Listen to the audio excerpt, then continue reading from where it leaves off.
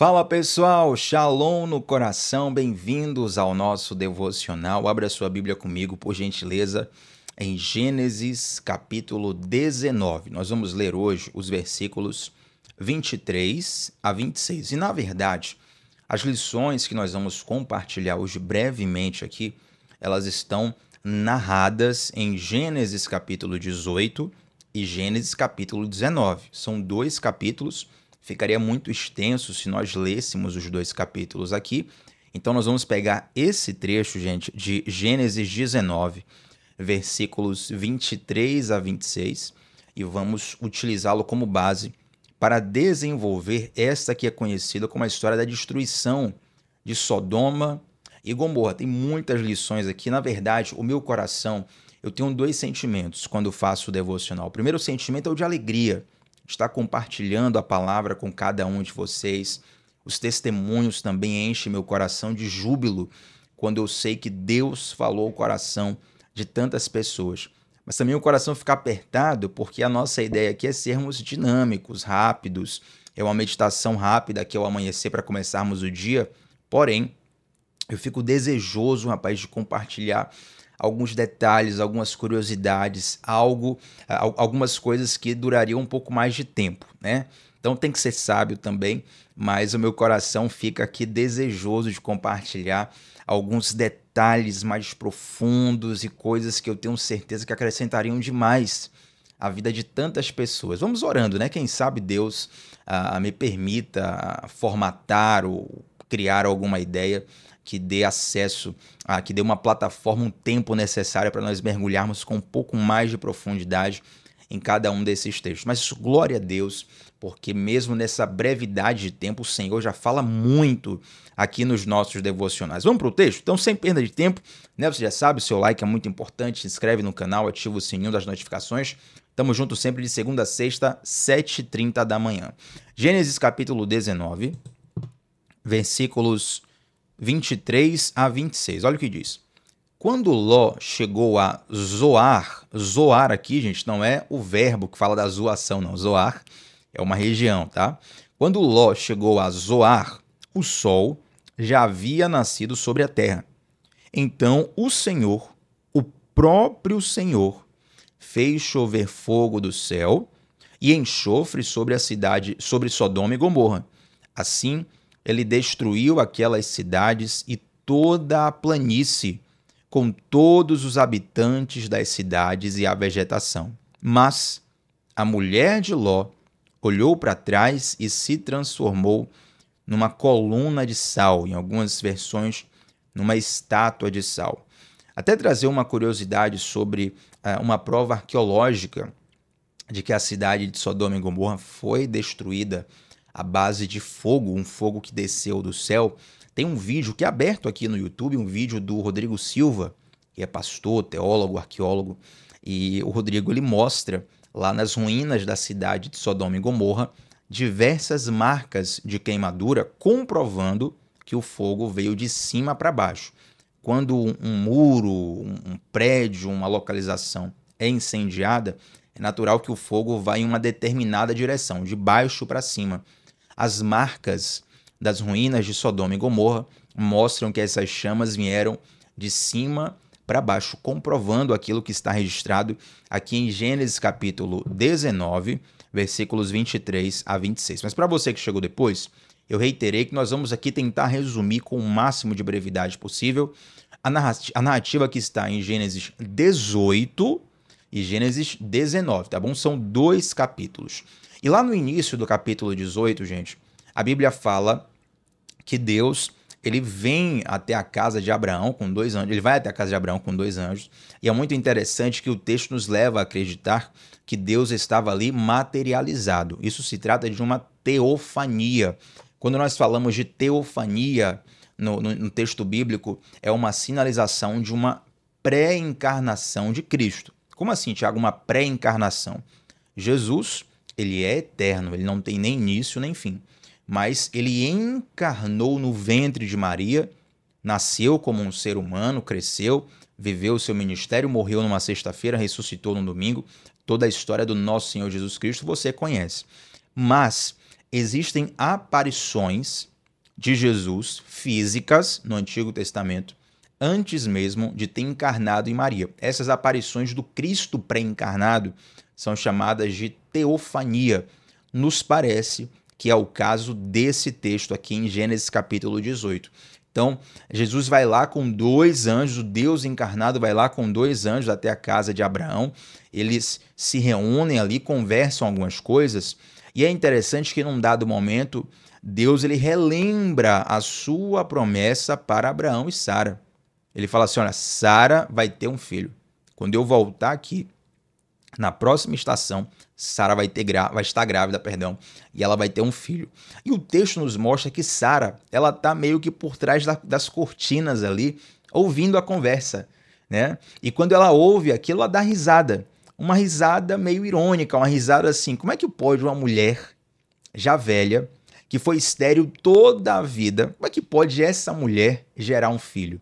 E quando ela dá essa risadinha por trás das cortinas, a Bíblia fala que Deus percebe, o Senhor percebe, e fala assim, por que Sara riu quando eu falei que ela iria ter um filho?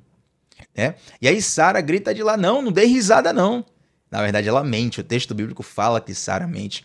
E é interessante que Deus fala, não diga que você não riu, porque você riu. E ela estava ali meio que pensando assim, como que essa promessa pode ser cumprida? Não faz sentido uma mulher tão velha ter um filho. Mas, gente, quando Deus fala, a palavra de Deus, ela não se limita às circunstâncias. É claro que uma gravidez, Sara já tinha uma idade muito avançada, e até os dias de hoje, uma gravidez, quando a mulher tem uma idade avançada, quanto mais avançada é a idade, maiores são os riscos dessa gravidez, tanto para o bebê quanto para a própria saúde da mulher. Mas nós estamos falando ainda mais de uma mulher que, mesmo na juventude, era uma mulher que estava estéril toda a vida. Olha quão difíceis são essas circunstâncias. Porém, eu quero te lembrar aqui, como profeta de Deus, que as promessas do Senhor não se limitam às nossas circunstâncias. Uau, meu coração está pegando fogo aqui. Eu sinto que tem alguém que precisa ouvir isso aqui. As promessas de Deus não se limitam às circunstâncias. Na verdade, tem uma palavra que eu ouvi desde pequeno de um determinado pastor, que ele falava assim, as promessas de Deus, quando elas são declaradas, elas não se encaixam na realidade que nós estamos vivendo. Entende? Preste bem atenção nisso. As promessas de Deus, quando declaradas, elas não se encaixam na realidade que nós estamos vivendo. Como assim, Thiago? Me dá um exemplo. Digamos que Deus faz uma promessa na sua vida. Aparece aí um profeta, uma profetisa, ou de alguma forma Deus se manifesta para você e faz uma promessa na sua vida. Quando você ouve aquela promessa pela primeira vez, é muito comum que isso lhe pareça loucura. Por quê? Porque aquela promessa nos soa aos ouvidos como uma realidade muito distante daquilo que a gente vive. Então isso muitas vezes nos leva a descredibilizar a palavra profética. Você pensa, não é possível que isso vai acontecer comigo. Não é possível que isso vai acontecer no meu casamento, na minha família, na minha história, porque aquilo é tão distante da sua realidade. Mas ouça uma coisa, as promessas de Deus, elas não se limitam às nossas circunstâncias. A prova disso é que Sara, ela tem um filho mesmo com a idade avançada e a promessa do Senhor se cumpre na vida dela. E Deus até faz um jogo de palavras, né? Que o próprio Deus fala assim, ela vai ter um filho, o nome dele vai ser Isaac. E Isaac, a palavra Isaac significa risada, né? Deus está fazendo ali um jogo de palavras, porque quando ele diz que Sara vai ter um filho, Sara dá risada. E aí é como se Deus estivesse dizendo assim, olha, você vai ter um filho e o nome do seu filho vai se chamar Risada. O nome do seu filho vai se chamar Riso. É uma forma carinhosa ali de Deus estar mostrando que ele é fiel. E assim como Deus foi fiel na vida de Abraão, na vida de Sara, na vida de tantas pessoas, estou aqui para te lembrar da fidelidade de Deus. As palavras de Deus, elas jamais voltam vazias. Se Deus fez uma promessa para você, creia nessa promessa, porque o Senhor vai cumprir, tá bom? E aí o capítulo 18, gente, continua correndo com um fato interessante. Deus, ele está ali com os seus anjos com a missão interessante. Ele está ali para destruir Sodoma e Gomorra. Quando você vai lá para Gênesis capítulo 18, versículo 20 e 21, abre comigo aí rapidinho, Gênesis 18, versículos 20 e 21. Eu tenho que ler isso aqui com você, Porque é tão sério isso aqui que se eu não ler, você vai achar que eu estou inventando. Olha o que diz. Disse-lhe, pois, o Senhor: as acusações contra Sodoma e Gomorra são tantas, e o seu pecado é tão grave, que descerei para ver se o que eles têm feito corresponde ao que tenho ouvido. Se não, eu saberei. Interessante que nós vemos características humanas nessa materialização do próprio Senhor, né? É claro que Deus, ele é onisciente, ele sabe de todas as coisas. Tiago, me explica o que é que está ocorrendo aqui. Quem foi que acusou Sodoma e Gomorra? Tinha algum tribunal internacional naquela época que levou uma acusação de Sodoma e Gomorra para Abraão, para alguém, para o próprio Deus? Na verdade, gente, a Bíblia nos diz que Satanás ele está dia e noite acusando os seres humanos. Como é que acontece? Satanás ele prepara uma bandeja, vamos chamar de tentação, não, vamos chamar tentação de bandeja, ele prepara uma bandeja, ele te oferece nessa bandeja o cardápio do pecado. E aí ele doura a pílula, né? Ele fala que o pecado é maravilhoso para que você se sinta tentado e caia naquele pecado. Quando você cai naquele pecado, é como se ele fizesse ali uma gravação, né? Ele filma, faz uma gravação ali e depois leva para o céu. Claro que eu estou utilizando figura de linguagem aqui para você entender, tá, gente? Não é literal isso aqui. Mas ele aí filma e leva para a delegacia do céu, para acusar. Tá aqui, ó. Fulano de tal cometeu tal pecado. E pela Bíblia, quem comete pecado tem que morrer. Quem comete pecado tem que acontecer um juízo sobre a vida dele. Então, o que o texto bíblico está nos ensinando aqui é que já haviam muitas acusações contra Sodoma e Gomorra. Tome cuidado, porque o mesmo Satanás que te oferece uma tentação que lhe parece muito boa no momento em que você é tentado, ele mesmo vai utilizar a sua queda para te acusar e para destruir a tua vida, né? Então, são tantas acusações contra Sodoma e Gomorra que Deus ele envia anjos ali para poder averiguar a situação, para ver se havia ainda uma possibilidade de restauração, para ver se a coisa era tão séria como Sodoma e Gomorra estava sendo acusado. E nisso acontece aquele episódio em que os dois anjos eles vão até a casa de Ló. A história você conhece.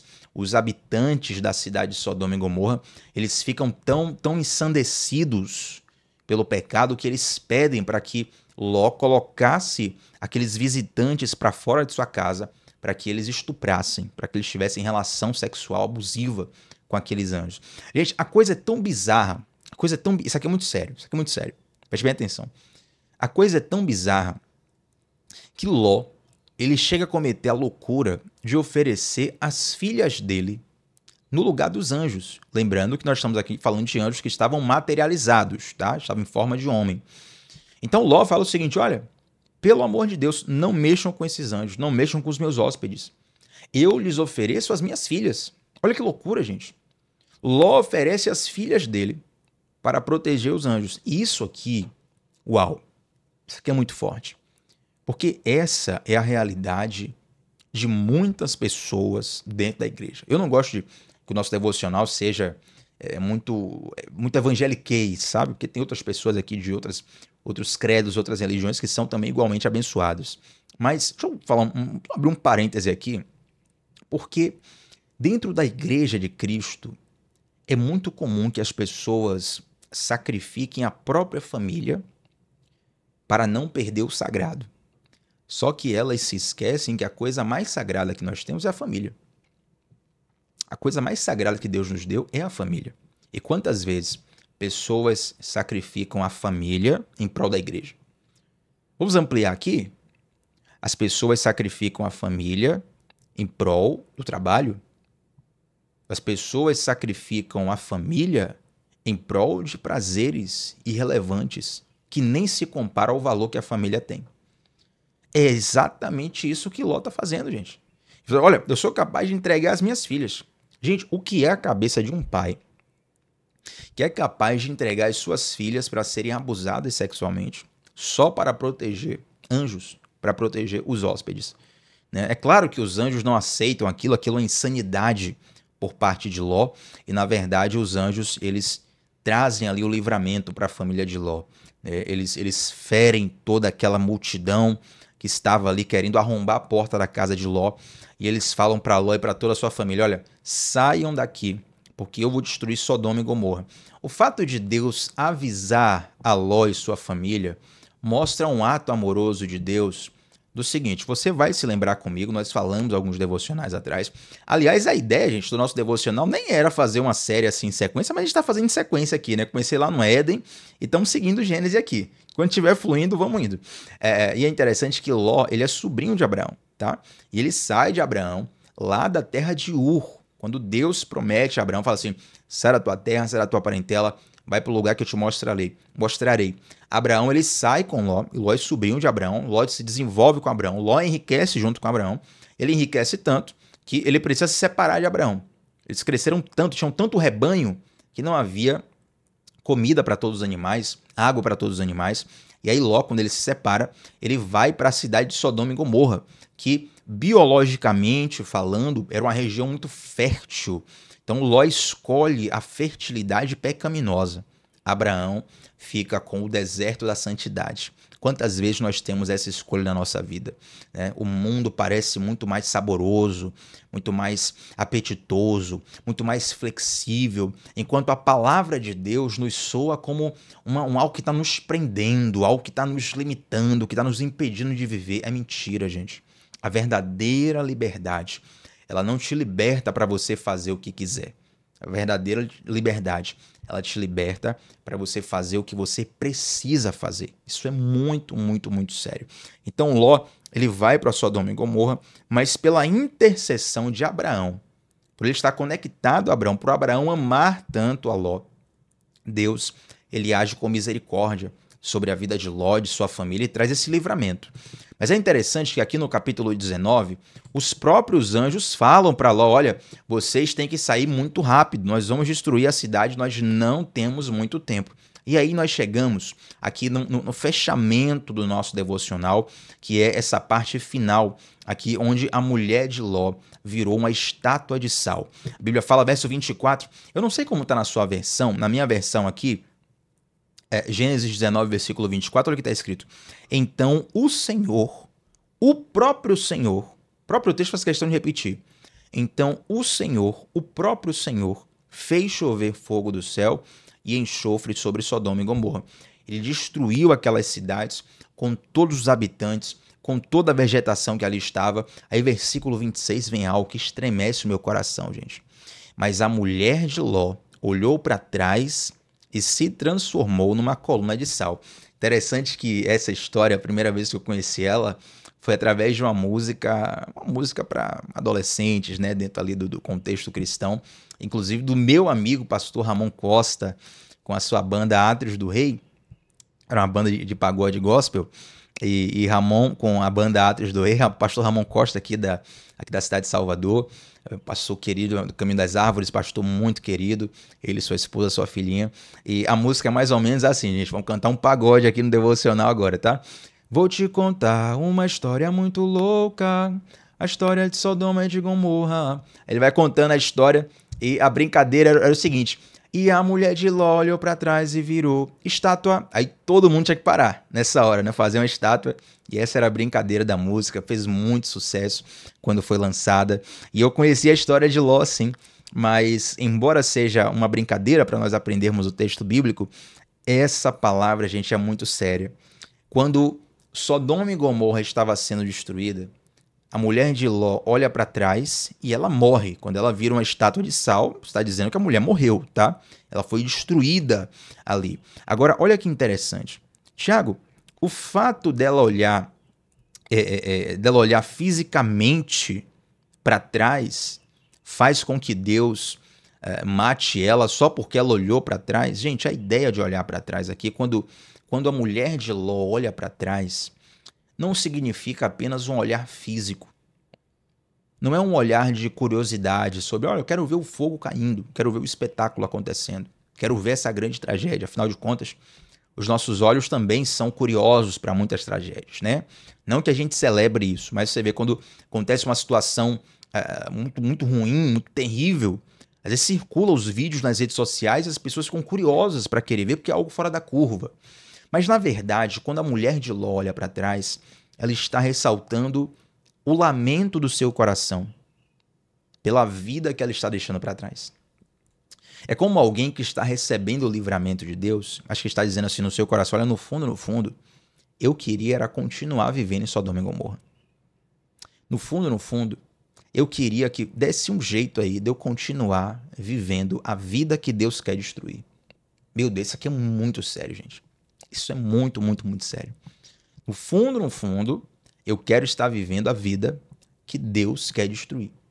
Então o coração dela estava tão preso a Sodoma, a Gomorra e a tudo que envolvia aquela cidade, a pecaminosidade, a luxúria e tudo que envolve o pecado, que ela olha para trás, um sinal de lamento, ou seja, o corpo dela estava saindo da destruição, mas o coração dela permaneceu lá. E Jesus, isso é muito sério. Às vezes o nosso corpo sai do lugar onde está sendo destruído, mas o nosso coração permanece lá. Gente, quantas pessoas, e aqui eu não quero que você acuse ninguém, que você lembre de ninguém, mas você sonde o seu próprio coração, tá? A ideia não é acusar ninguém, é você sondar o seu próprio coração. Eu sondo o meu, você sonda o seu e Deus fala aos nossos corações. Quantas vezes, quantas pessoas estão fisicamente numa igreja, numa comunidade de fé, mas o seu coração permanece distante de Deus? Quantas pessoas? Isso é muito comum.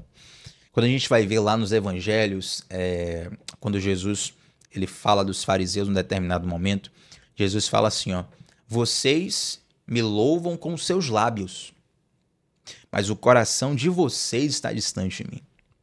Ou seja, os caras sabiam cantar as canções, sabiam uma letra da lei, sabiam os mandamentos, sabiam teologia, mas o coração deles estava distante do Senhor e Jesus os condena por isso. Nós temos que vigiar, porque muitas vezes, sem percebermos, nós somos a mulher de Ló.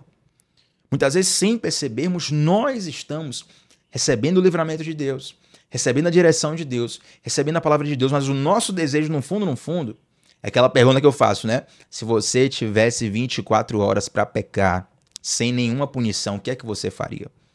E essa pergunta nos ajuda a perceber o que é que nós colocaremos para fora, aquilo que está aqui dentro como desejo inconsciente de viver uma vida pecaminosa, de viver uma vida errada. E olha a punição que a mulher de Ló recebe na hora. Ela se transforma numa coluna de sal. Por quê? Porque, infelizmente, muitas pessoas irão para o inferno achando que estão indo para o céu. Muitas pessoas estão sendo condenadas achando que estão sendo salvas. E quer saber de uma coisa? Satanás não tem problema nenhum em você ir para uma igreja. Ele não tem problema nenhum em você confessar uma fé, em você fazer parte de uma comunidade de fé. O problema começa quando o seu coração começa a ir para Deus. Quando o seu coração está no centro da vontade de Deus. Porque enquanto o teu coração estiver em Sodoma e Gomorra, no final você vira estátua de sal. Então nós precisamos vigiar para que de fato o nosso coração esteja no Senhor e nós não sejamos encontrados como a mulher de Ló foi encontrada. Tá bom, gente? Você recebe essa palavra dura hoje no devocional, mas glória ao Senhor por tudo, porque esse é um alinhamento de Deus para os nossos corações. Eu tenho convicção que Deus falou na tua vida nesse momento. Vamos orar juntos, gente? Pai de amor, te dou graças por essa palavra, por essa meditação. E eu oro, Pai, para que o nosso coração esteja em Ti. Ó Deus, tem misericórdia de nós, Pai. Nos ajuda a discernir e a alinhar o nosso coração conforme a Sua vontade. Nós não queremos ser necessariamente religiosos. Nós não queremos ser pessoas que têm uma aparência de fé. Mas queremos, de fato, entregar toda a nossa vida a Ti, Senhor. Livra o nosso coração de toda maldade, de todo pecado, de toda corrente espiritual que ainda existe em nossas vidas. Nos dando a verdadeira liberdade. Eu declaro, Pai, sobre a vida dos Teus filhos, nesse momento. João 8,36. Se o Filho vos libertar, verdadeiramente sereis livres. Libera sobre nós, Pai, essa verdadeira libertação. Em nome de Jesus e para a glória de Jesus. Amém. Gente, deixa um like nesse vídeo. O seu like é muito, muito, muito importante para que essa transmissão alcance e abençoe outras pessoas ao redor do YouTube. Lembrou de alguém que você quer que participe do devocional? Indica para essa pessoa para ela vir para cá também. Antes de você sair, deixa um comentário nesse vídeo sobre como Deus falou ao seu coração, qual foi a parte que mais chamou a atenção para você. Eu te convido a permanecer conosco sempre, de segunda a sexta, 7h30 da manhã, sempre começando o dia, mergulhando na palavra de Deus, tá bom? Shalom no teu coração, a gente se encontra também no Instagram, @tbatista8. Até a próxima, gente. Tchau, tchau.